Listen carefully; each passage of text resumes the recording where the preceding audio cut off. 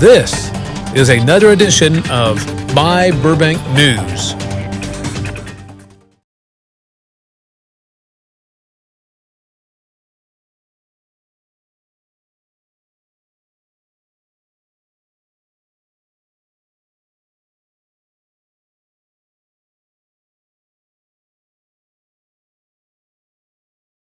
Thank you so much for coming to tonight's meeting. My name is Madeline. I am the project manager for the Media Specific Plan Updates, and I have with me a few of my colleagues. But before I introduce them, I just want to be over tonight's agenda. We had an open house for everyone to look at the poster boards, which will be uploaded to the project website after tonight. So if you wanted to look at them in more detail, you can look at them on the website. We'll be giving a presentation with the overview of the draft specific plan, and then we'll open it up for a Q&A session and then close at 7:30. As I mentioned, my name is Amanda Landry. I'm the project manager for the city's behalf, and I have with me several of my colleagues, and I'll introduce them here, and they're also listed on the board. I have with me here from our technical support team from WSP, which is a land use consulting firm, David Souls. I have here Martin Leitner from Perkins & Will, which is a urban design company. I have Marcos Fuentes, who's from the city's transportation planning division. And then there's Fred Ramirez, the state field director for the planning. We also have our team from Ariano and Associates who are helping us with coordinating these meetings. And as I did see in the room, we have one of our planning commissioners, Christopher Rosati, so thank you for attending. So, and as a reminder to the public, we've been doing this project as a joint effort with the Southern California Association of Government, also known as SCAG, because they are our regional partners. So I'm going to start the project with some background information about the media district, some just general background information of why we're doing this effort. The City of Burbank is currently working on a series of district plan updates. So the media district isn't the only area the city is doing studies for and needs some long-range visioning for. We're also looking at the downtown TOD area, which is formerly encompassing the Burbank Center Plan area and the North San Fernando specific plan area, and it's shaded in lighter blue on this map.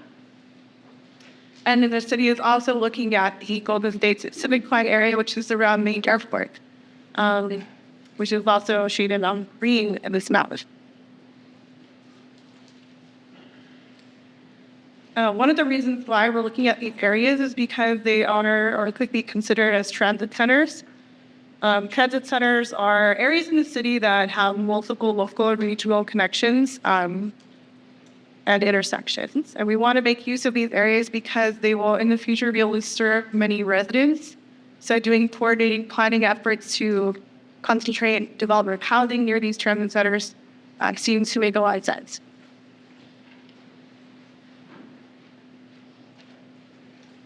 The Media District Specific Plan already exists. There is a version of it. It was created in 1991. And actually, there are several people in this room who participated in that effort and who were involved in the creation of the original Media District Specific Plan. That plan was in response to some intensive development from the local studios. It was intended to address quality of life issues, balance traffic with development needs and commercial needs. However, over the past 30 years, we found that consistent with the times is generally changing, there's a need to update it to address the current needs of the city, current needs of the residents in the media district, current needs of the businesses in the district. And in addition, the Media District Specific Plan contains a lot of really very intentional language and visioning. However, it doesn't contain many objective development standards, which will become clear later why that is important. But because it doesn't have objective development standards that have posed a problem for staff and the development community and the residents in understanding what kind of projects could actually be built in this area. And this segues into why those objective development standards are important. State of California has recently enacted a series of legislation that generally tries to facilitate the development of housing by taking away some of the local controls that many of you may have been used to in the past through like the CRP or plan development process. And the state regulations are trending towards streamlining and directly allowing approval of projects that satisfy all of the existing objective development standards. Where there are no objective development standards, then the projects can just go in without any sort of consideration for any of our things. So I just summarized here a few of those. Some of you here are familiar with SB 35. The city has approved several of those projects over the past 8 years, so they've been in the news or in people's forefront. And then recently, this past summer, AB 2011, which is the civil war process, was enacted. And then there are a whole host of other bills that I'm listing here on the following slide. So all of these affect the city's ability to sort of realize local vision unless we have objective development standards on the books. And objective development standards are something that we can very easily confirm if something complies or not. It's almost like a yes or no. This project complies. So using something like a guideline where you're just being visionary, saying the project should be compatible, isn't something that we can enforce. Staff isn't able to do that. We're only able to check off the boxes. So because we have this opportunity now with the Southern California Association of Governments to coordinate with them as our regional planning partners, we thought that was a great time, given the state legislation and what's affecting the city elsewhere, to work on a way that we can, one, meet the state needs of removing barriers to housing production and streamlining the permitting process, and coordinating better with transportation efforts to concentrate development where they can make most use of that. By doing this specific plan and creating objective development standards through this public process so that we can understand what the neighborhood wants. Sorry, Anthony. We're really having a hard time hearing you, so means don't drop your sentences at the end, sweet horn to the mic. Some of the syllable would do. Thank you, Mary. I appreciate the reminder. I appreciate that. So the specific plan effort is a really great opportunity for us to put these objective development standards in place that reflect the community's vision of what the community wants to see. We've done a lot of outreach with the residents, property owners, business partners, people that are interested in developing in the district. And doing this will ensure that the city's vision can be realized if we are ever faced with having to process some of those projects that I'm describing before. So to that end, we, after a long process of public outreach, we've come up with an administrative draft. So this is our initial draft of the update to the Median District Specific Plan. And the draft itself contains 8 chapters, and it contains some technical appendices. The 8 chapters are currently available. They are on the City Council website, and they will be uploaded to the project website after tonight's meeting. And the technical appendices are still being completed, but they will be available with the final draft. And with that, I'll turn it over to the rest of my team, David Fong, to describe those 8 chapters and what they covered, so you can understand what's inside the plan. This is David Fong.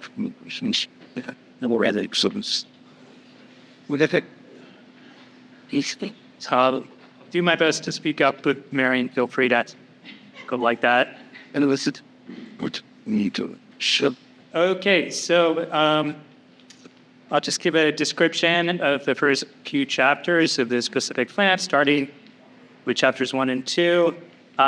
Chapter 1 of the plan gets right into the executive summary, table of contents, which is essentially the list that you saw in the previous slide that Amanda was showing you.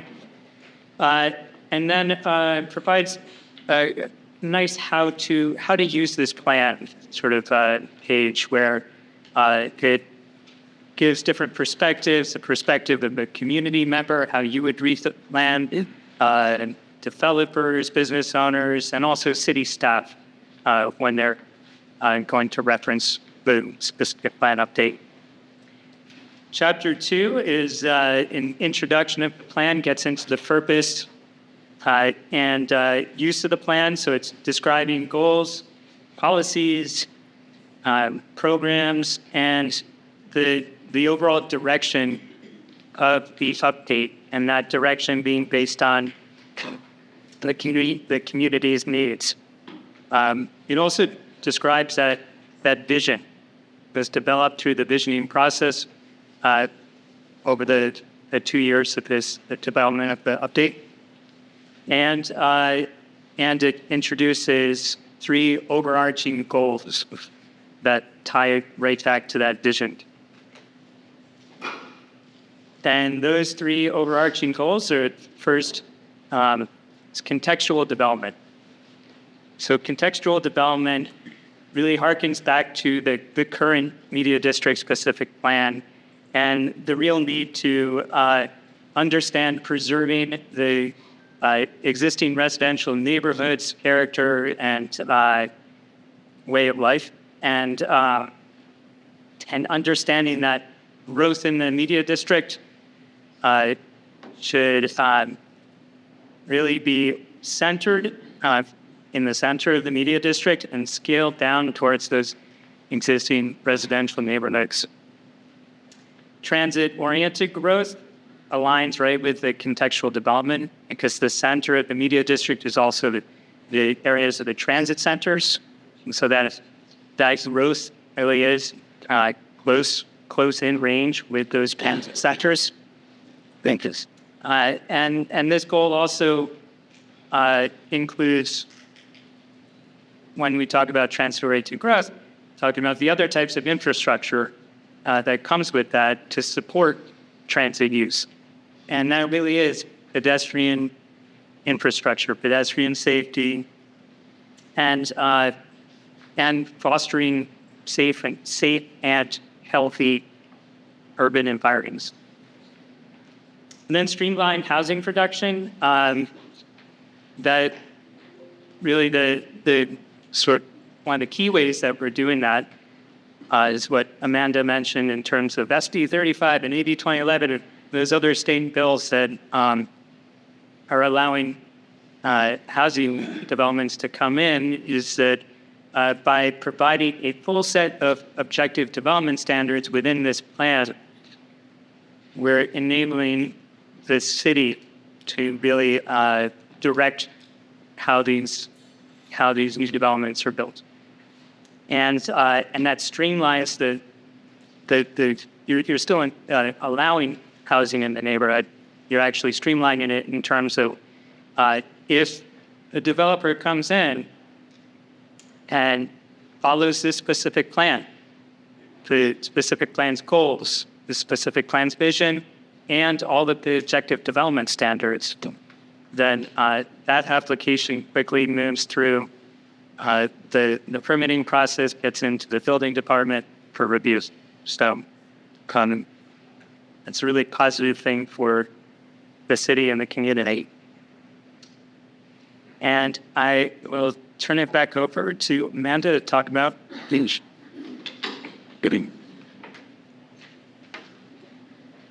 Thanks, David. So chapter 3 of the draft specific plan recaps all of the public outreach that we did. We were really purposeful in wanting to reach out to the neighborhood and the community and really understand what's important. And to that end, we added outreach events when necessary or when people ask for it. So this chapter just describes that, and we really hope we captured your interest, and that's why we have this chapter in here. So if people feel that their interests were captured, we are absolutely wanting to hear from you so that we can do our best to resolve it in the final draft. So some of the highlights from this chapter, we used about 17 different methods of reaching out to people. We had a whole series of events, including community workshops, stakeholder briefings. We went to the farmers market. We did a couple of neighborhood walkabouts. We had a listening session online. We also did a series of notifications through all the city social media and constant contact resources.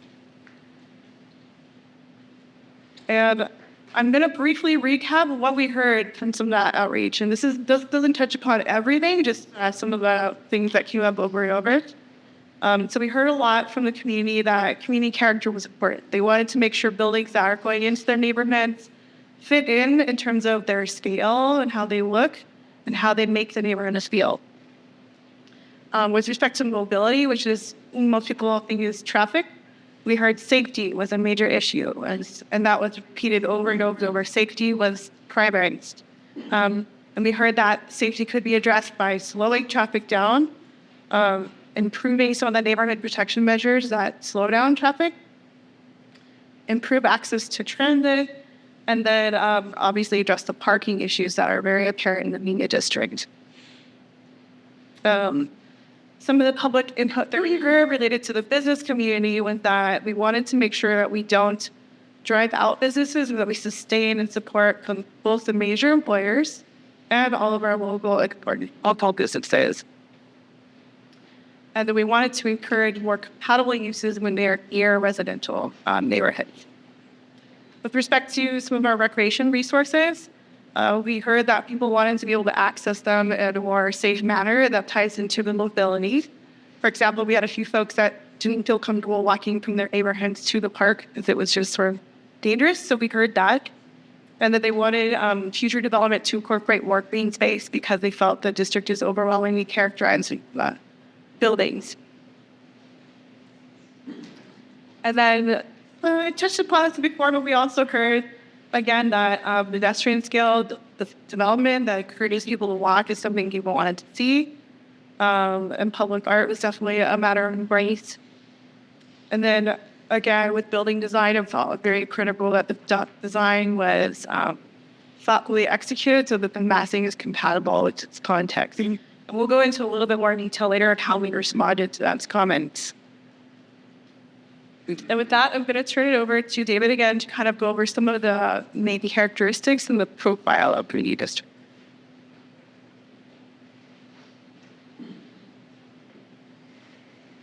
Thanks. So this part of the plan really was essential to understand the existing conditions and what's happening in the media district today, and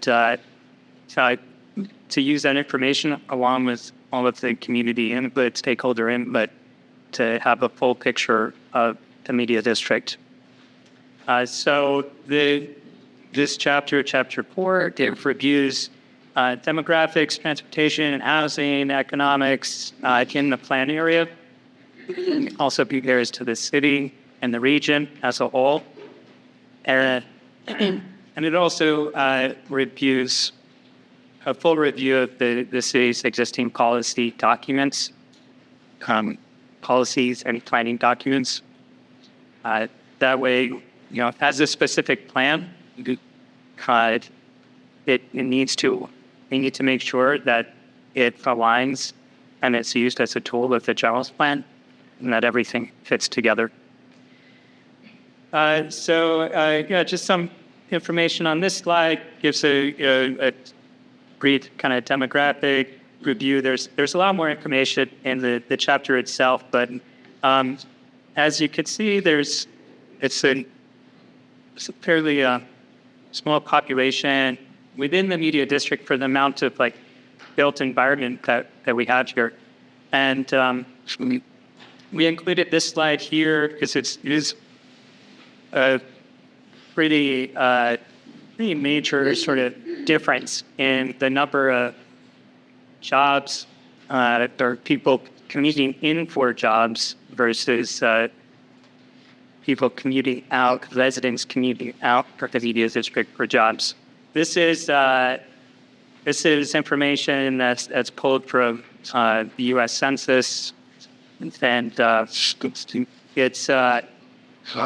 it's one of the, it was mentioned a bit before, but it's one of the big reasons that we're looking to build for, shouldn't say that the part of the vision is to enable more housing in the media district, because there is this pretty drastic imbalance of jobs versus housing.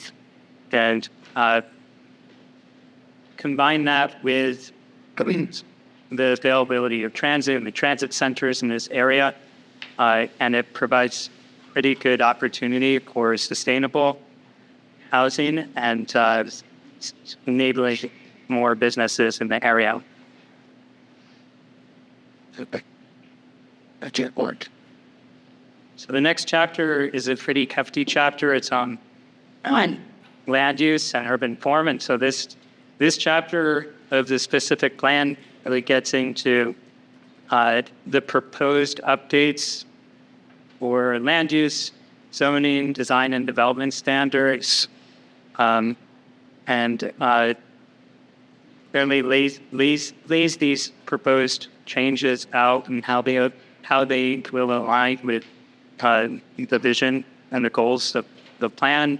Again, like really going back to contextual development and transit-oriented growth. So it includes a lot. Part of that is a comprehensive land use table based on feedback we've heard from stakeholders, including businesses, on changes, business uses, practices. It includes the objective development standards, and it also includes changes to proposed changes to development intensity in the neighborhood. And so these next few slides are a series of maps. They're also on the boards there. You want to check them out later as discussed. This first map is early on in the process. A project team and through community engagement as well try to identify opportunities, sites to really think through, like in the media district, what are the sites more likely for redevelopment that provides the greatest opportunities. And this helped inform some of the decisions later down the road in terms of development intensity changes. This is the proposed zoning map. It's similar to the current zoning designations, but there will be some changes more focused on those permitted uses. And then a lot of the other changes, specifically development standards and intensity, are tied to other maps and other parts of the plan. So the first map here, or the next map here shows the proposed change to density, and that is in terms of dwelling units per acre for residential properties. So this gives you an idea. The darker the color, the higher the density, and you can see that it's along those transit or close to those transit centers along the center of the media district, and then tiers down. The cross-hatched areas are the studios, which are under planned development agreements. So this density at this point doesn't apply to those, but if that changes over the years, then it would apply to those areas. The FAR, proposed FAR, that's floor area ratio, it's another so it's basically a ratio of buildings volume to the parcel or lot that it's on. And so again, the bigger masses, the greater density is along the center.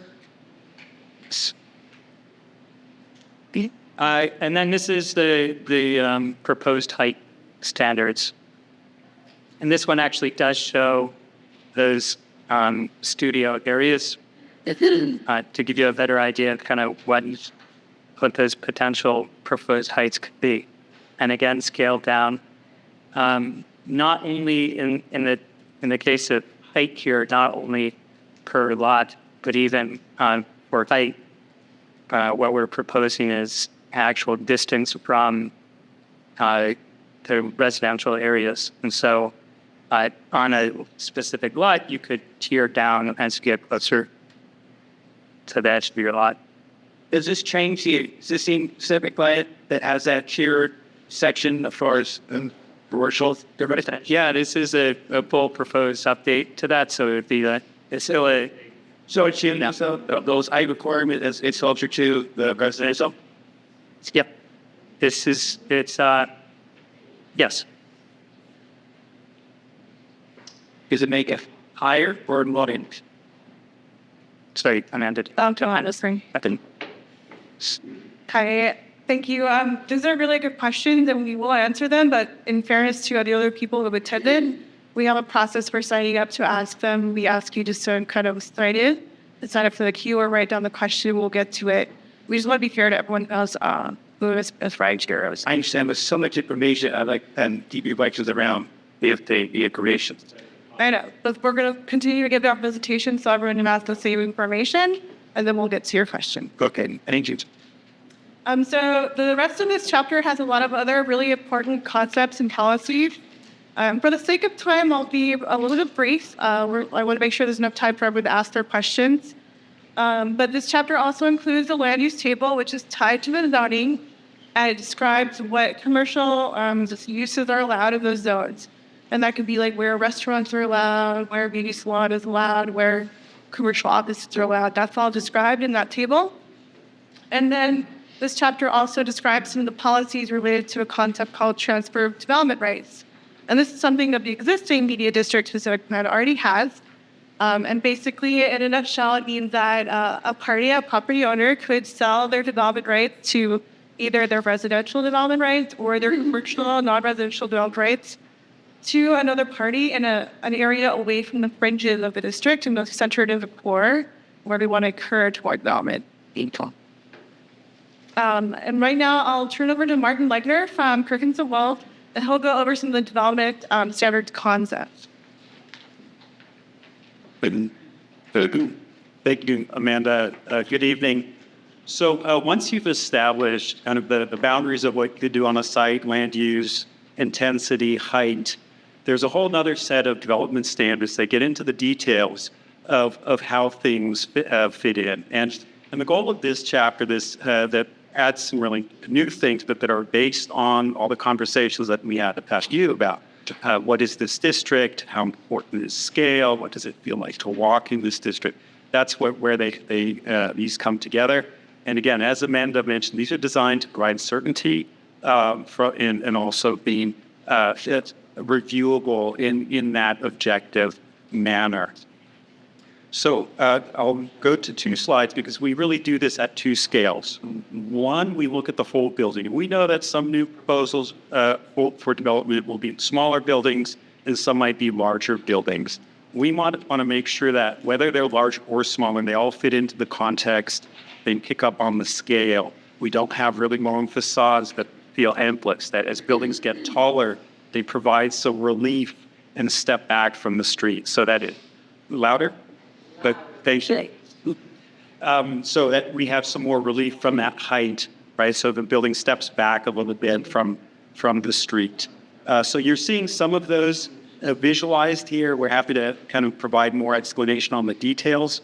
Obviously, some of these things are a little complicated just because to be able to measure them in a kind of yes-no manner, as Amanda described, unfortunately, that's what we have to do. The second part of the standards talks a lot about the ground floor. Why do we put so much attention on the ground floor? Ground floor is what most of us experience when we walk through a neighborhood. It's really important to how a neighborhood feels. Is it engaging? Is it active? Is there green space at the ground? That's why this is here. And we put a lot of effort into trying to find nuance there because not everything is appropriate for everyone. On big streets, sure, we want activity, want people, want stores, want the things that people want to walk by. But as you turn the corners into the R1 neighborhoods, that's probably not appropriate, right? And that you there want something different, but we still want it to be pleasant and friendly and inviting. So that's what happens to Instinct.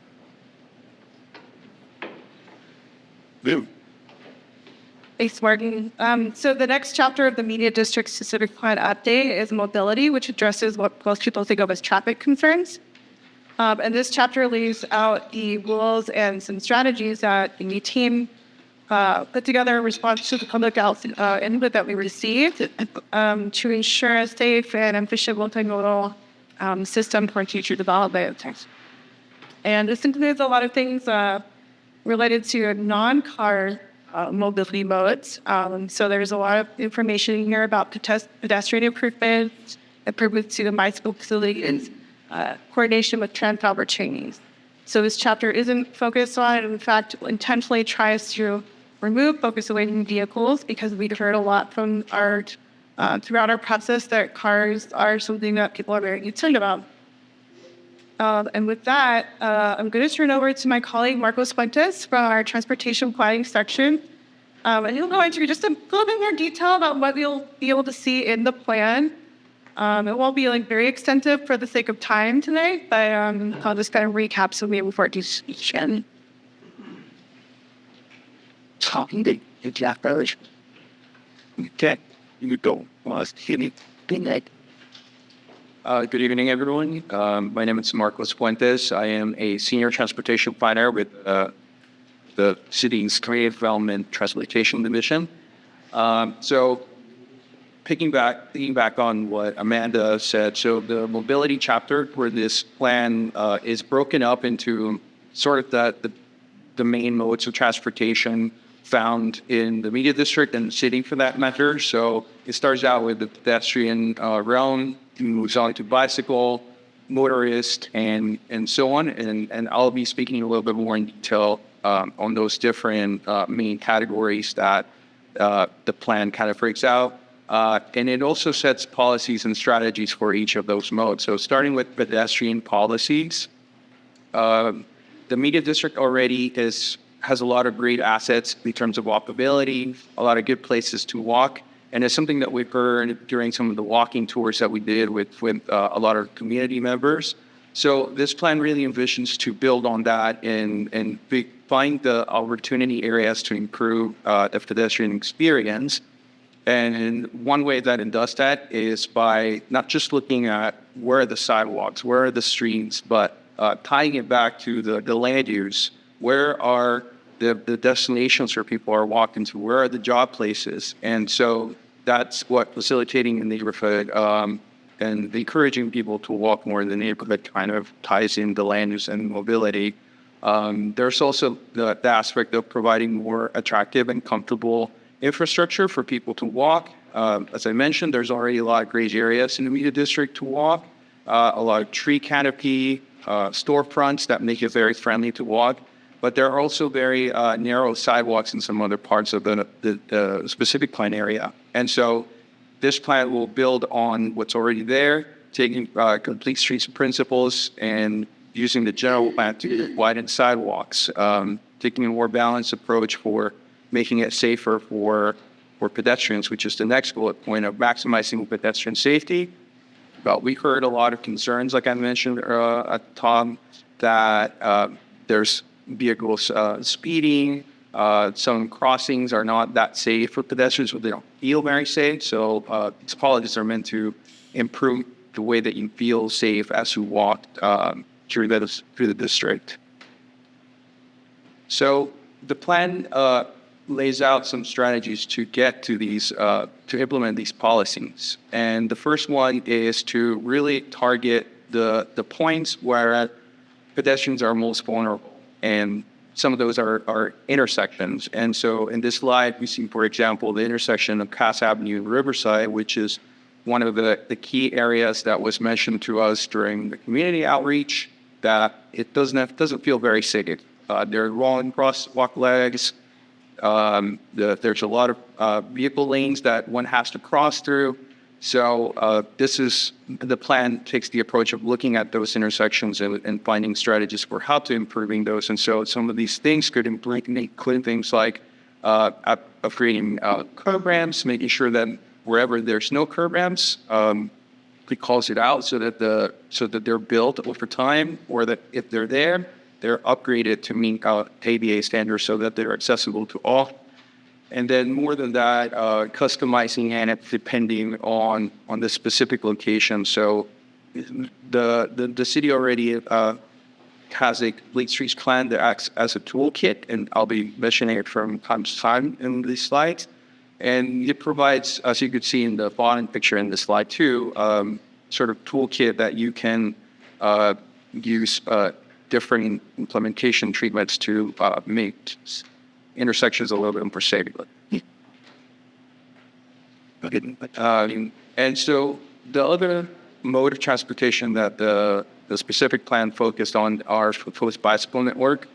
And you can see here in this slide the proposed bicycle network. Right now, the media district doesn't have very many bicycle facilities. There is a bike route that runs along Pass Avenue, and then you have a bicycle lane on Verdugo, but besides that, there's not that many other bicycle facilities. So with so many job centers and destinations in this plan area, the question is how do you improve that? How do you improve the connections and make it safer to separate bicyclists from other modes? And so this map is also located, I believe, in the boards to your right-hand side if you want to study it a little bit later. But it just shows where some of the bicycle network is, or where the plan intends to extend the bicycle network into.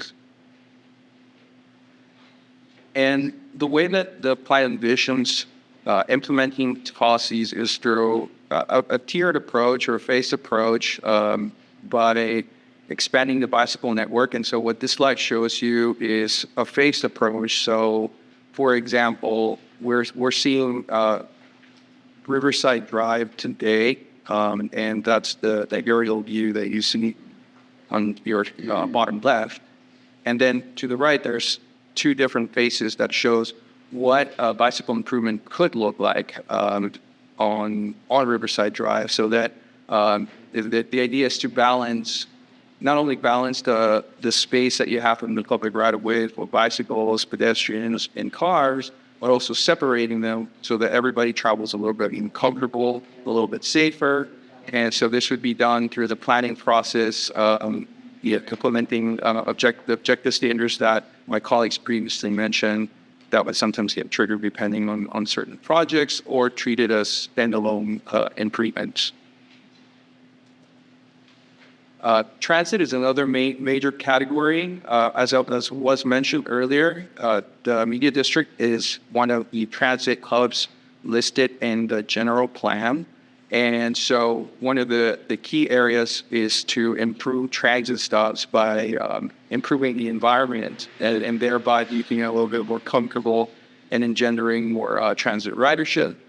Also looking at the way that the Media District is connected locally and regionally so that it can increase ridership that way. And then, of course, providing more reliable service so that for those folks that do ride transit, they have a higher quality of service that's also reliable. Sorry. Yeah. So one of the key strategies in this area is the Hollywood capacity bus rapid transit system, which I'm sure most of us have heard of. But in general, this is a planned bus rapid transit system that will extend from North Hollywood all the way to Pasadena. And it will run through the Media District. It will have two stops. One has the intersections of Olive and Riverside, and then another one by St. Joseph Hospital at Buena Vista and Alameda. And so this BRT, in essence, runs similar to a light rail, but also on the street, and it just provides an opportunity for improving transit. Also, we heard throughout the community outreach that the community would be benefited through something more local, so something, a type of transit that could take community residents from the Media District to, let's say, downtown or Magnolia Park. And so one of the strategies is to introduce the idea of a transit circulator that could have an adaptive route or be on a set route to serve local transit needs a little bit better than there are today. And so with that also comes improving transit stop amenities. So the stuff that you find at bus stops, making sure that there are more shelters to provide shade especially during the summertime, better seating, clean stops with real-time signage, and just in general improving transit stop amenities so that more people feel inclined to ride the bus. The plan doesn't forget about motor vehicle strategies too, and as my colleagues mentioned before, the idea is to create a balanced approach to designing the roads of the Media District, and so that means making sure that the way that vehicle travel lanes are designed are consistent with the city's general plan, complete streets plan, and making sure that it meets the needs for all roadway users, not just vehicles. And so that means improving striping, improving intersection crossings, improving timing signals so that you're not just focusing on one area, but all of the roadway users. Also being mindful of neighborhood protection. This is an area where there's a lot of jobs, there's a lot of big projects, and that can in turn creates traffic. The general plan acknowledges this, and one of the key strategies in our neighborhood protection plans, there's currently a couple of them already in place in the Media District. I'll talk a little bit more about them in the next following slides, but in essence, they're meant to protect neighborhoods from traffic and parking demands. Also adaptive curb space management. We heard a lot of concerns about delivery trucks and protecting curb space so that there's available parking for everybody to use. The two main parking policies that the plan focuses on are unbundle and share parking, which basically entail decoupling parking costs in a sense so that you can maximize underutilize or share parking between land uses.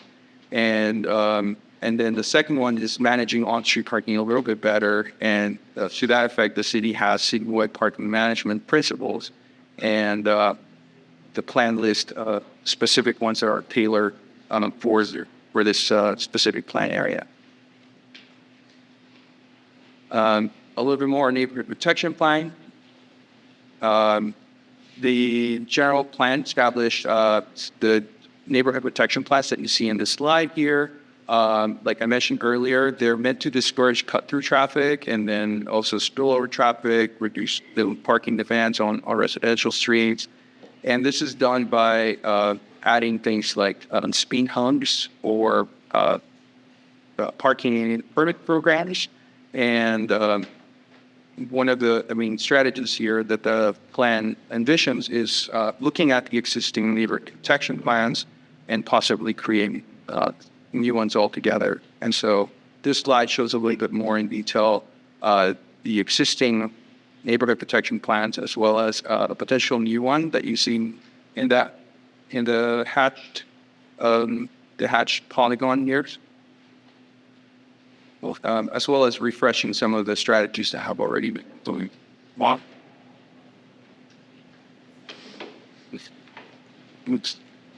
Okay, thanks everyone for sitting through. We're almost done with the staff presentation. I realized we went a little longer than we thought we would, so we're going to add that time to the question and answer session just to make sure everyone has an opportunity that wants to speak out tonight can. I just have a little bit more of a presentation to get through. So chapter 7 of the proposed plan talks about infrastructure. So this is more of the sort of skeleton that keeps the district together. So focuses on public facilities, such as water supply,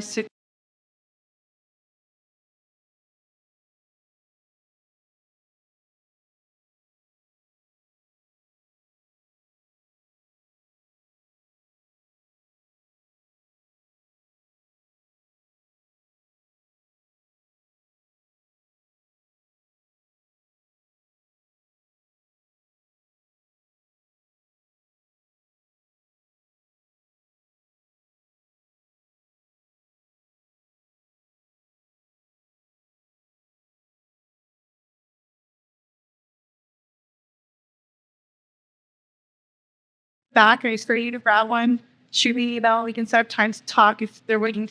I know we went over a lot of information tonight. And I know they start wanting to kind of have all the questions you would want to ask right now. So I want to make sure I'm available, and I am available to you to have questions on a one-on-one basis.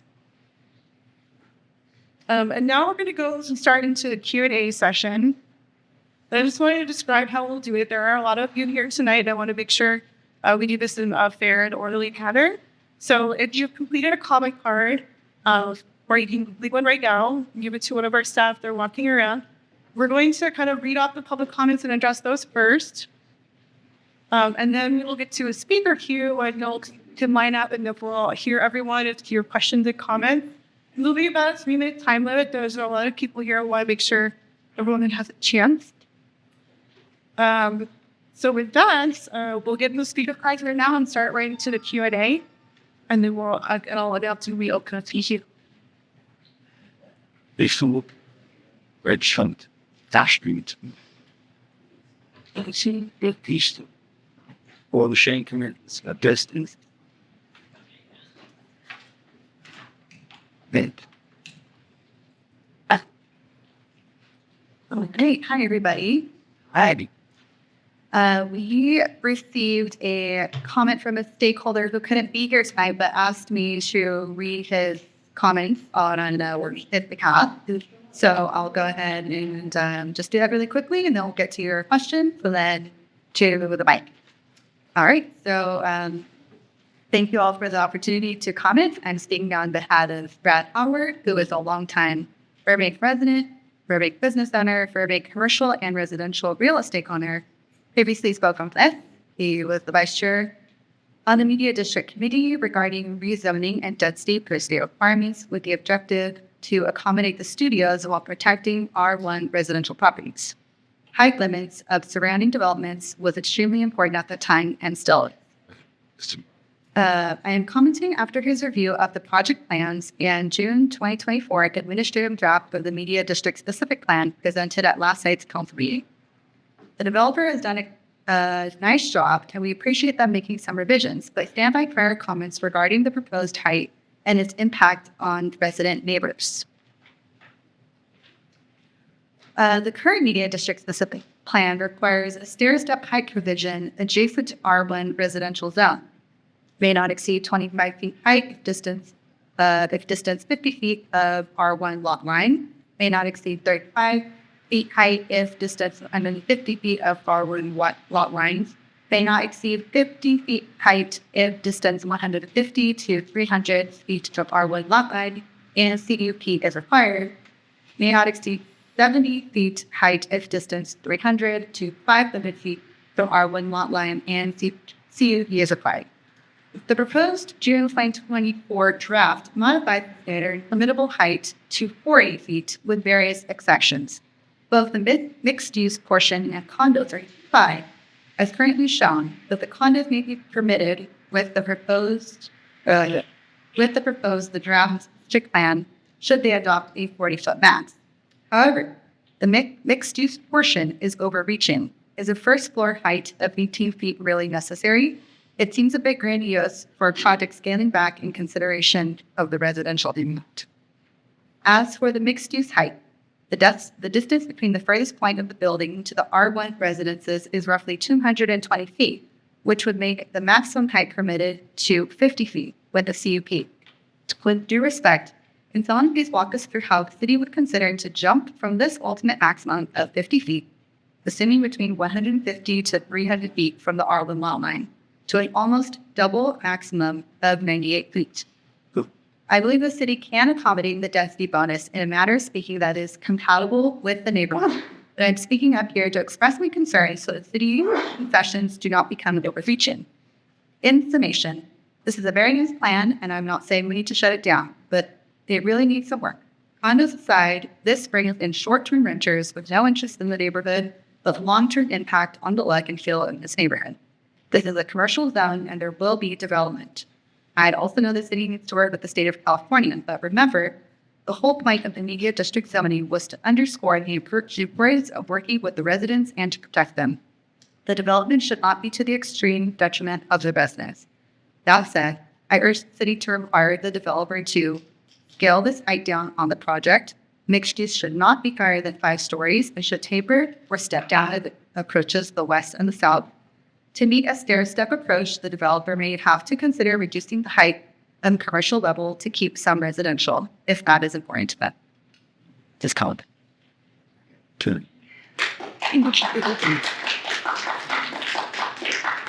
That's a question that the topic to is It is so reasonable. It's just this okay. That's okay. Right. Great. shipping. Shouldn't just work us not coming. Thank you. I'll just briefly respond to that. We'll respond to a lot of these comments in more detail in the next draft. You appreciate the comments. One thing I wanted to note was that the original media district specific plan that was in place from 1991 had a lot of development standards or guidelines in place that resulted in no development. The development community could build projects that they could finance, that they could attract interest. So we've learned over time that sometimes there is good intention behind some of these schemes and height transitions, but it results in a situation where nothing can be built. And the state of California is forcing our hand a little bit. We're no longer able to just say, we are development standards. We have built. They're saying that, yes, the cities have to approve certain projects that comes in with affordability components. Or if they come in under those streamlined permit views, we have to approve it. So we have to put it inside of development standards that we hope people can actually build to. And to that end, through this process of being done a lot of work with architects and done a lot of work with our development community and try to take as much of the feedback that we received to come up with a solution that satisfied all of that and can result in a scenario where things could be built.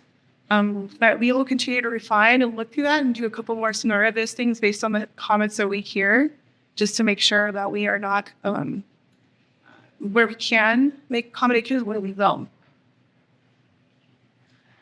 Okay, this is a CEQA question. When will the DEIR be used? So the ongoing background work for the draft programmatic environmental impact report, which is the required environmental document, is ongoing. We had a meeting in the fall in November to introduce the public to that process. A few of you here that attended that we anticipate releasing a draft of that document probably mid to late summer. It is a kind of technical process, so we're doing that. We will have a whole separate outreach effort and meetings to invite people to participate in that process. Okay, this question is on ministerial processing. Will the NDSP provide a streamlined ministerial review process for certain qualifying housing projects, separate from what the state law has provided, example, SB 35? If so, will there be a labor requirement to qualify? So as part of Chapter 8, which is the implementation chapter of the specific plan, we are developing or with public feedback a set of guidelines for projects that if they meet the objective development standards that were created through this planning effort, through the outreach and based on the feedback we've received, and they are a certain size, then they can go straight into get a building permit and avoid a CUP, because they will have complied with the vision of this plan and the whole effort of this plan. It won't replace or supersede SB 35. Those projects, that process will still exist, and people can still choose to use it. However, we believe we put together a set of development standards that are buildable. People will choose to follow our option and comply with our vision rather than kind of go down those sort of extreme routes. Sorry, can you answer the second part? I'm not sure about the but will there be a labor requirement in local costs? So the specific plan document itself doesn't address labor requirements. It may be something that is addressed in a response to comment or environmental need process. Okay, this question is on building heights. The height map shows the corner of Riverside and Path at 40. The proposed development for that corner is 70 to 80 foot building. Please explain the discrepancy. So the draft information that you all have seen tonight is for the future specific plan. It's subject to change as we continue through this process. The project that was referenced in the question has already been submitted for review. So they're subject to whatever's on the books right now, whatever regulations are on the books right now. So that is why they proposed what I have. But then that was my question, and the whole thing we get, Brad. That's still like that was your AM here. Why is that not then shown on the map? That what is going to be on the sparse? Because that is not accurate. Yeah, why? Well, this project haven't been approved yet, so that would be Dim. speculative. I'll go ahead and read the second part just so we can clear that up. If this and other projects are being processed under the existing original plan, should they be shown on the maps as a discrepancy between what is being proposed versus specifications allowed under new media district specific plan? 15. Okay, this person also had two questions. Having a little trouble reading the font. I will do my best. There is a chance of people movers that could be placed on the streets above ground, the like Disneyland or the Getting Center. How much does this plan consider the impact of future climate crisis and extreme warming, droughts like if the Like, let's hear a that's my question. Sorry, that's my question. Like the droughts, like 0-day events, such as happened in South Africa a few years ago. Okay. So this project doesn't contemplate the technology, the people mover technology. We haven't looked at that as a citywide issue yet, but we may do that in the future if it becomes more popular. With respect to climate change, how we address that, one of the main reasons why we're updating our development standards is to take into consideration that our built environment should do a couple things. One, it should include more opportunities for landscaping and greenery that can contribute to the aesthetics of the environment. And two, there are certain associations with things like the urban heat island effect. So it adds to like shade, and that can overall keep the community cooler. And then our environmental component of this project, through the environmental review, we also look at things related to climate change and greenhouse gases. So we will be studying all of that and incorporating any sort of requirements to make sure any development that's built under this plan doesn't exacerbate or go beyond what City has contemplated our greenhouse gas reduction plan and climate action plan. So, Yes. This is the last written question I have. Where are you planning to install anti-cut-through measures on what streets and intersections? So one of the things that from my understanding of this question, anti-cut-through measures are typically what we associate with the neighborhood protection plans, which are as one of the main purposes of those outbreaks. And right now, there is an existing neighborhood protection plan just adjacent to the media district in Burbank to Loop Lake neighborhood. And if you walk in that neighborhood, you'll see some of the strategies that have been used. There are like cul-de-sac, one-way signage, limitations on parking. And that's all meant to discourage cut-through traffic. This plan does incorporate concepts to help address that and some implementation program items to relook at those existing neighborhood protection plans that are adjacent to the district and where they need to be improved, improve it, assess the success or determine what needs to be improved as part of that implementation plan that when we roll this out. And that will be in Chapter 8. So when you look in Chapter 8, you'll find more of that information.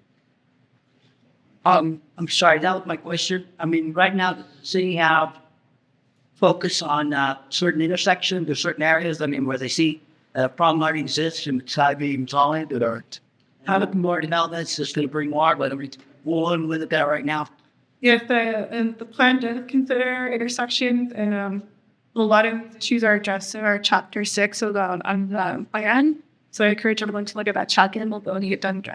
Thank you. Okay, we'll go ahead and tell the mic over there. Our first speaker is Jim, and then Kevin, and then whomever I'll Let's go ahead and make sure to make it long, yeah. And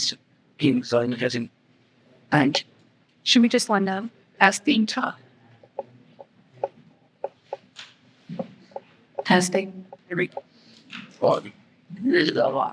Sorry, I apologize. Just getting that real interactive. So we go back to the slide that had the transportation notes. You can see, and while you're doing that, Mark, first you got the hardest job we because you can have all these plans, you can't chase out. I grew up in Boston. My mother was 91, which she never drove. So I grew up in a particular environment where you took public transportation. It's part of your life. In order to use public transportation, we need to change the culture, and it's a hard thing we do. I wish you a lot of luck. Thank you, Ari. So are these the no's at the beginning? It's like one of the first slides. Unknown. So there you go. Is that it?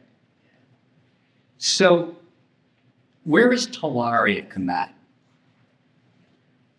The Tularia is outside of the media district. Sorry, it is you don't it that way. Tularia is off of Olive. No, is it in a transportation hub?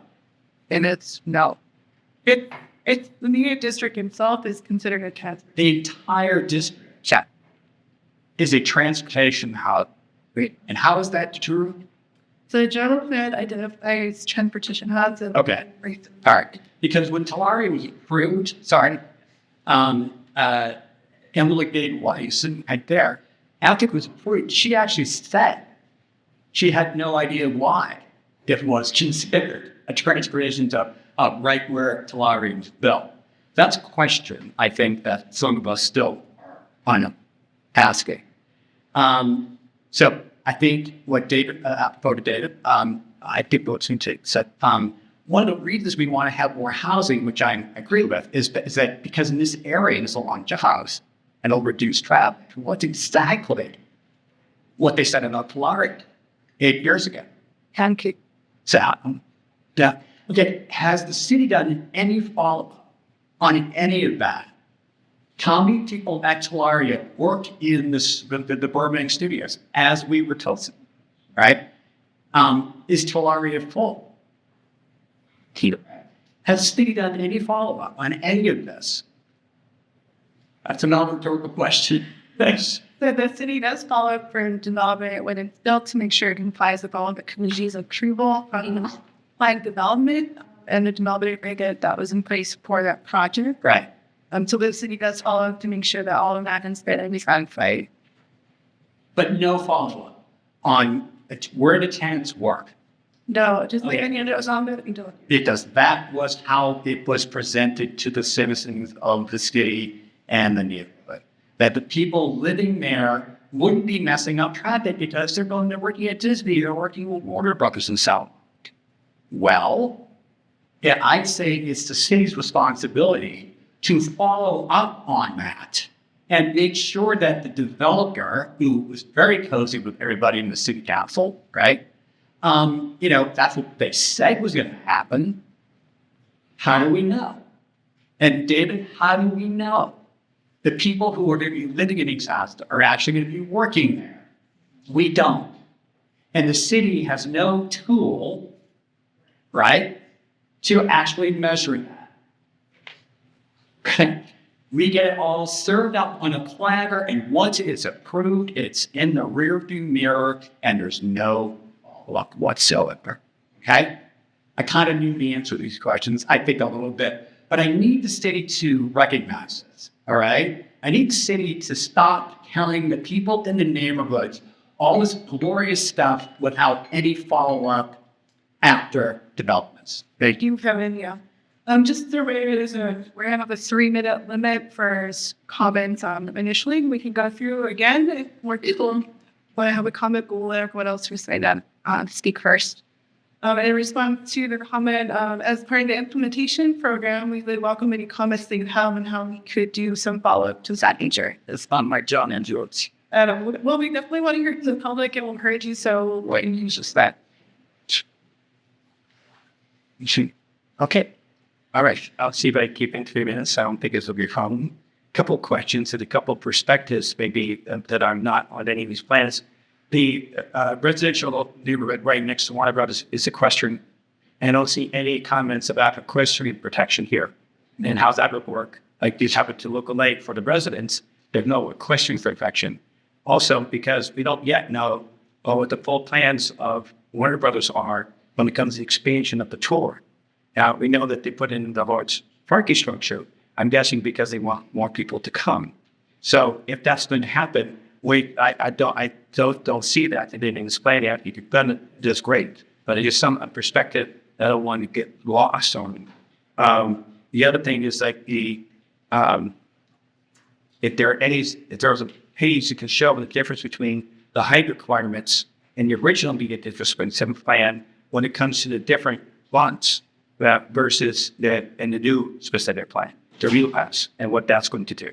But I do think that neighborhood protection is going to be incredibly needed because if you're going to invite a lot more people to come here, and I see right now, even on my street, somebody built right down the street and then turning around because they think it's the way in to the studio. So there's not quite enough signage alone to let people know that this isn't enough way in.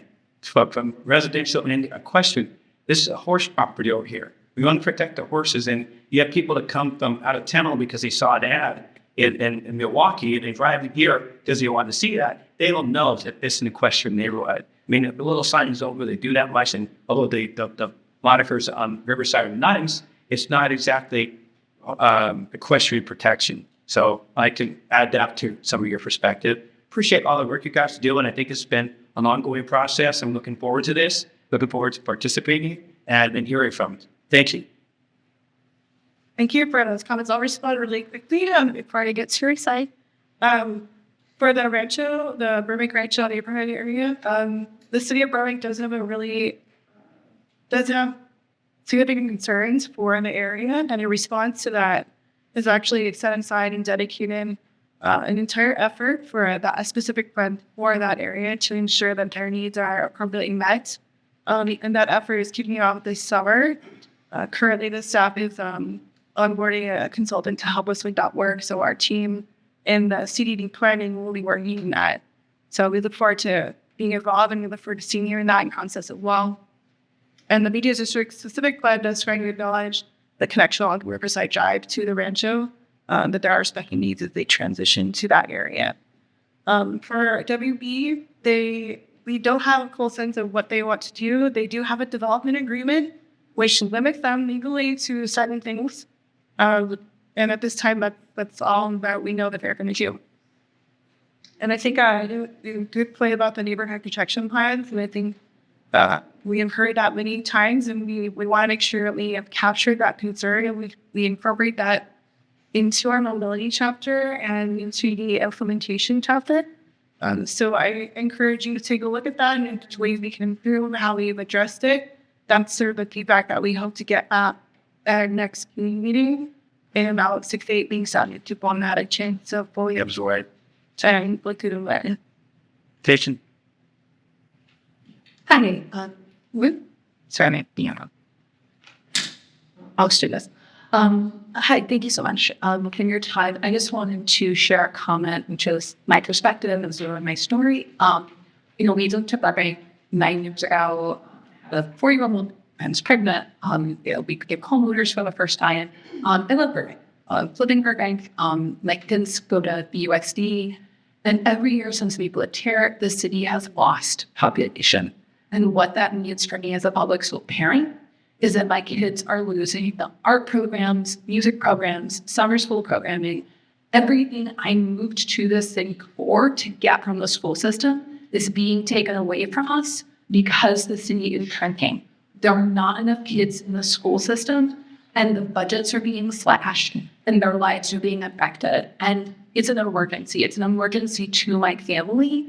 And I am very grateful for any project that brings more people into the city, especially families with young children. On my block, there are families who have 2 kids, 3 kids, 4 kids who bought their houses 15 years ago because the houses are all ridiculously expensive. They cannot afford. 2 nurses cannot afford to buy a house in Burbank today. They could when they bought it. Now they can't.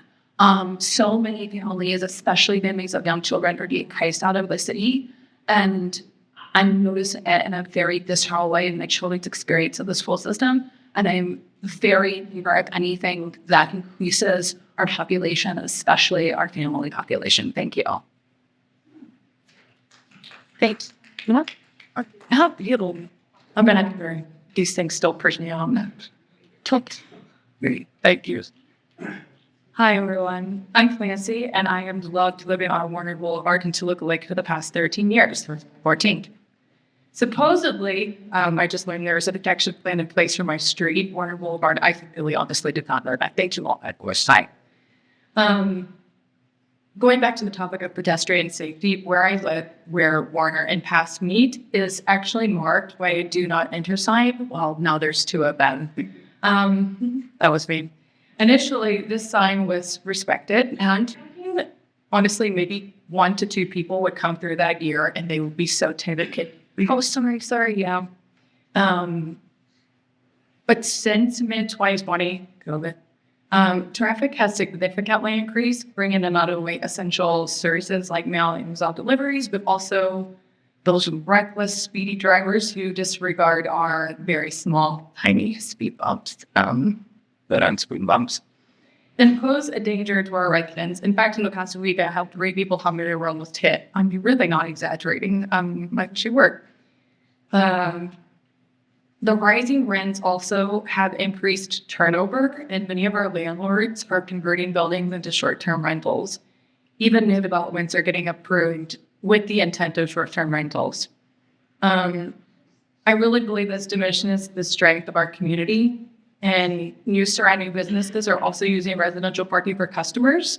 I went to a salon the other day, and in my confirmation email, I was told to park on Warner Boulevard where I live. I really believe we should start implementing residential on-site parking permits, and I really believe our entire neighborhood, which is protecting, with it behind that. That's it. Thanks. John.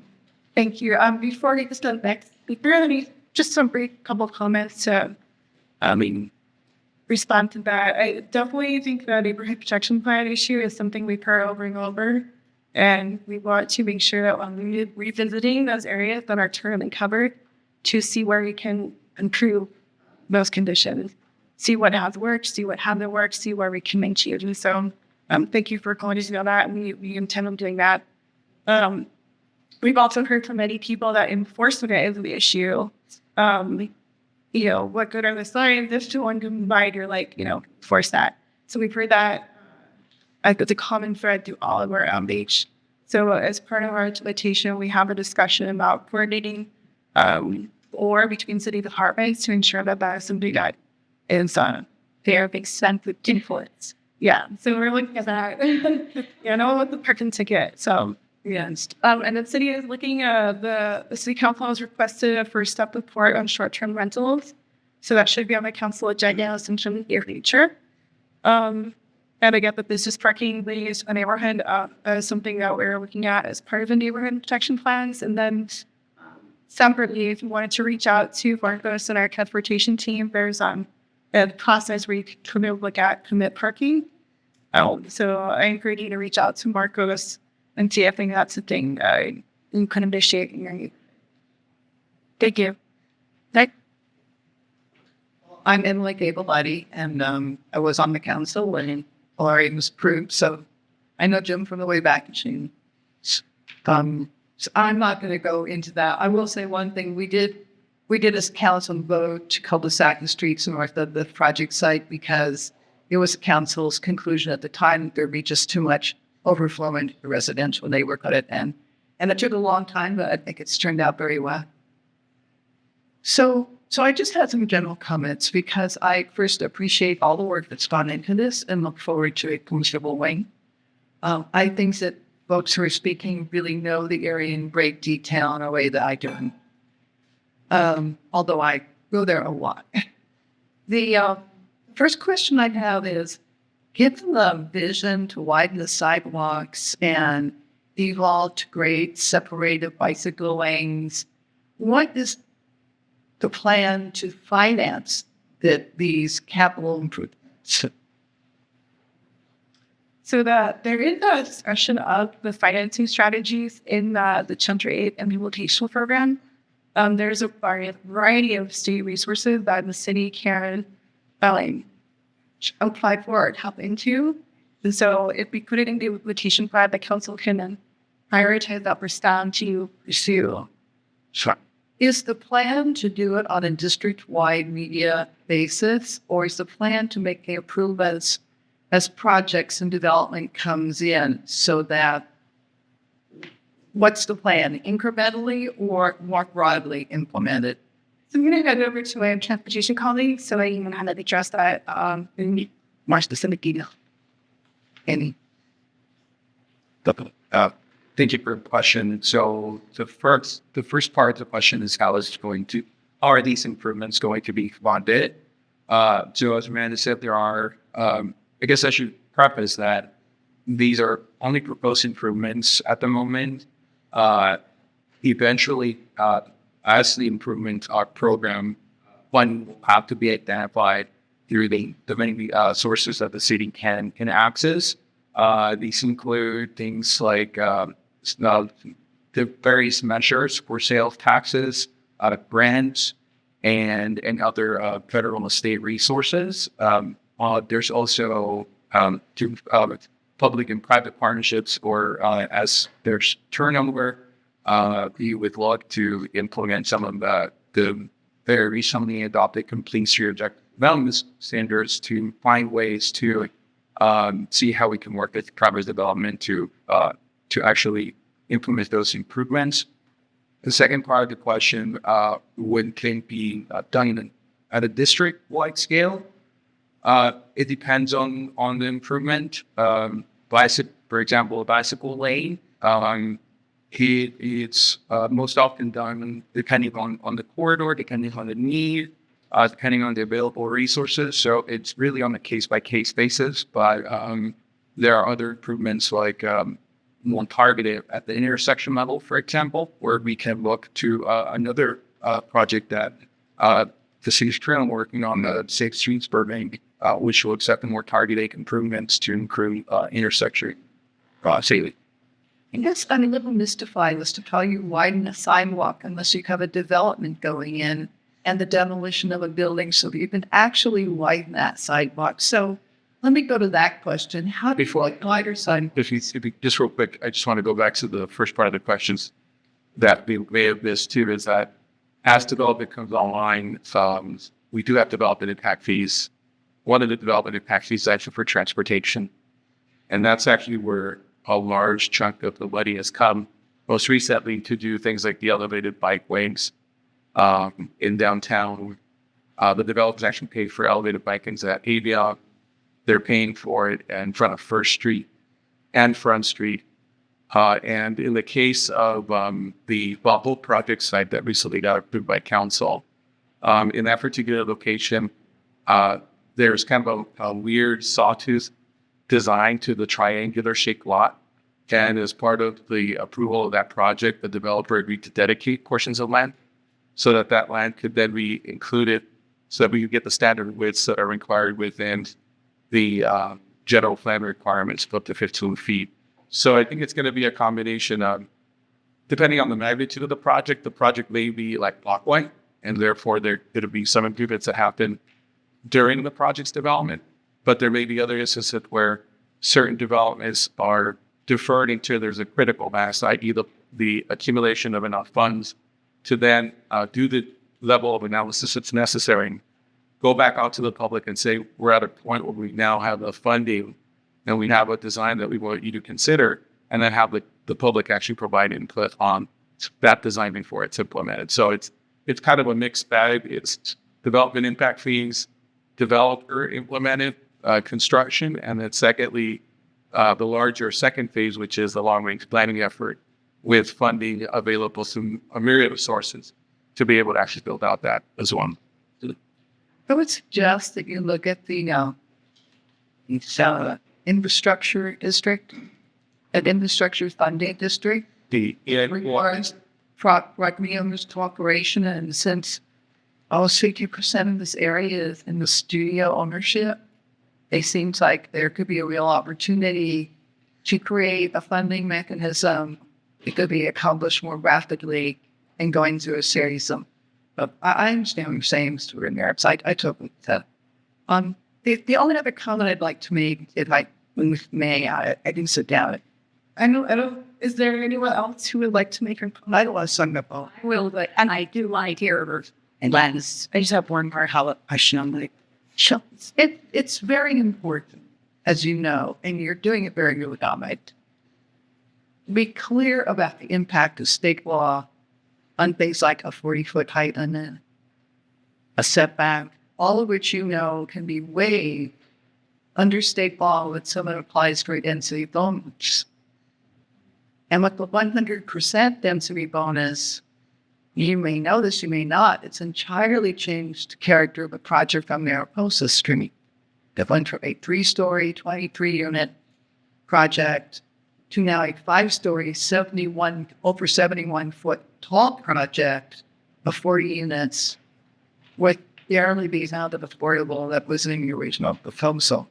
So I think it's very important to have candid discussion about how these objective standards can be set aside by a developer who's entitled to say what their waiver is, and the community has no voice in it. If this plan is as seamless as I'm hoping it will be, developers will not be invoking density bonus.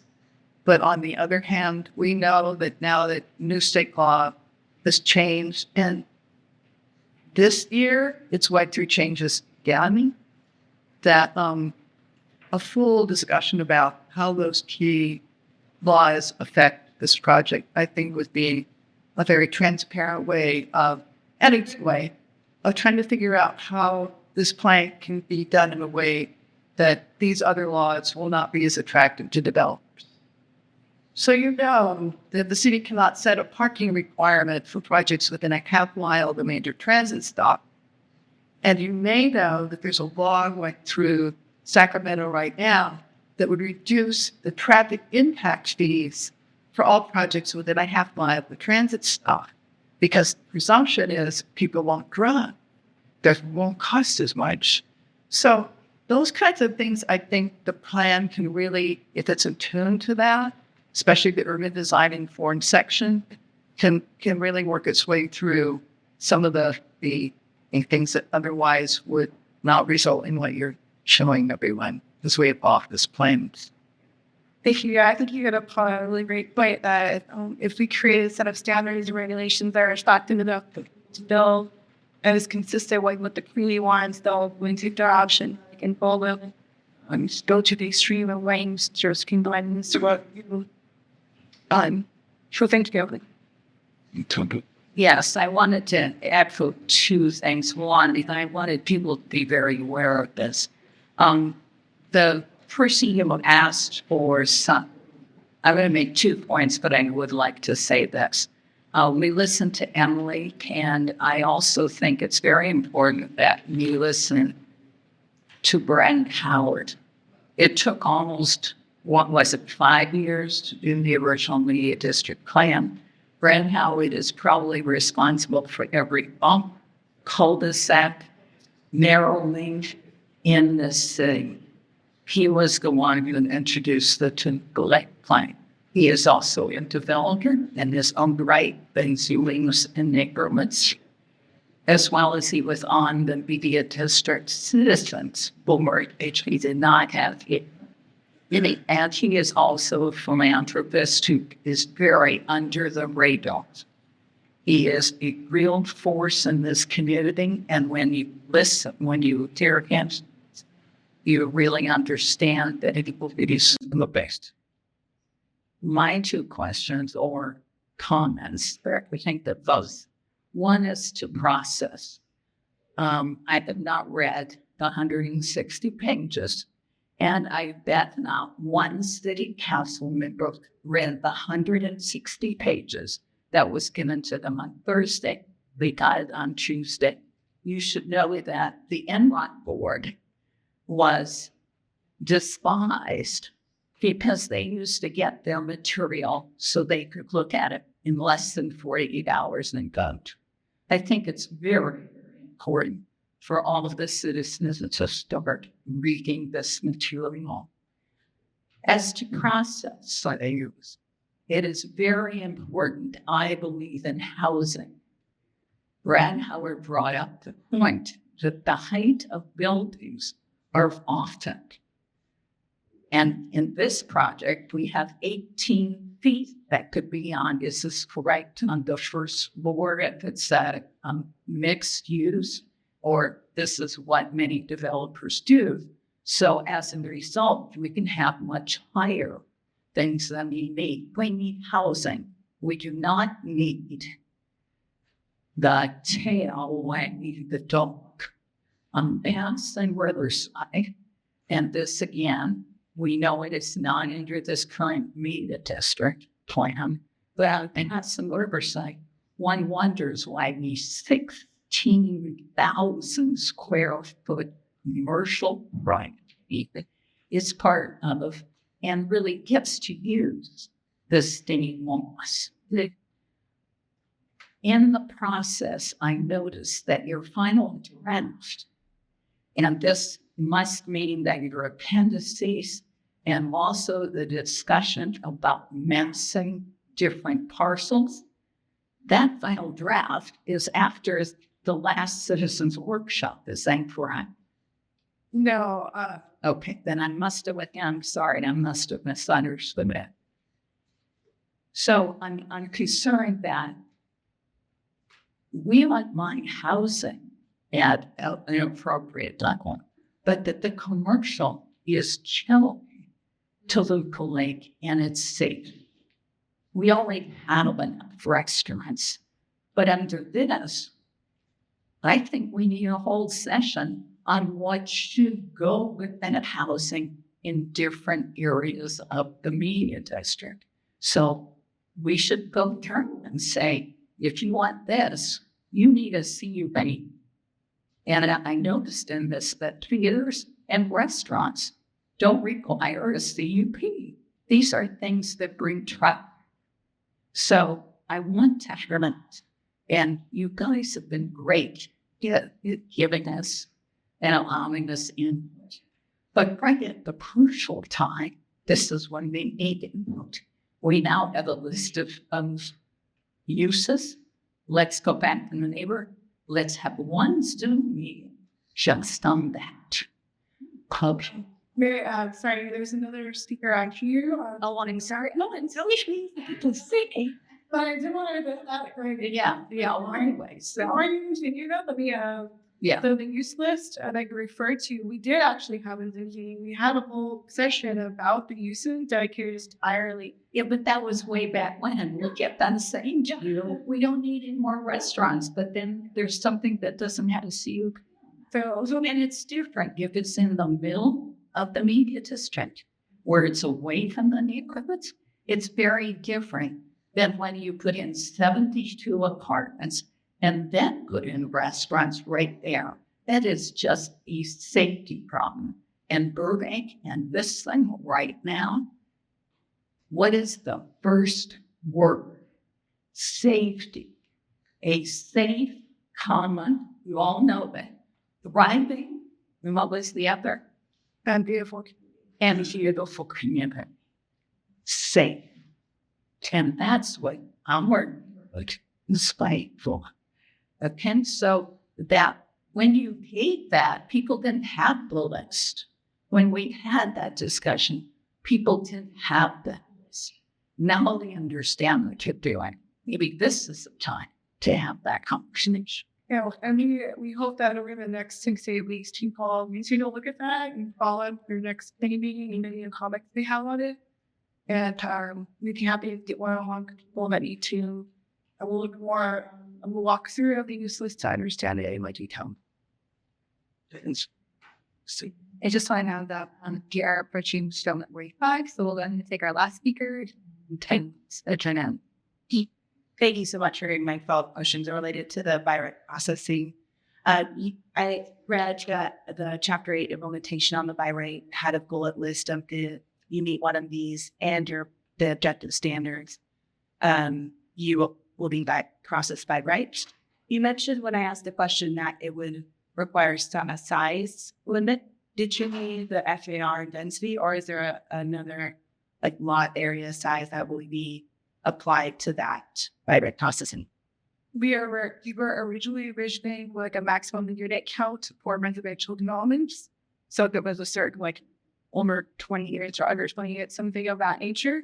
But we would also do welcome feedback on suggestions about if there's comments about square footage or height or things of that nature. Oh yeah, so that's being and then the second question, thank you, is I saw that the CUP is required when the density bonus is used and it's an exceptionally designated project. That may be the wrong term, but is that term, is that a defined term? Because I noticed that the by right processing is still allowed when the density bonus law is used. But it seemed like a CUP was required when density bonus was used, and it wasn't a exceptional designated project. So the city's general plan, the Burbank 2030 general plan, does establish that for exceptional projects that they are eligible for a 25% density bonus. And the general plan has information about what is considered vital. We haven't defined it yet, but it's like an opportunity for people to comment as to what they think an exceptional project in the media district be. So we would welcome that. That would require more review. Yeah. Okay, great. Thank you so much. So thank you everyone for attending. My business card in the dot. I encourage you to take one of them and contact me via email. But thank you all and great.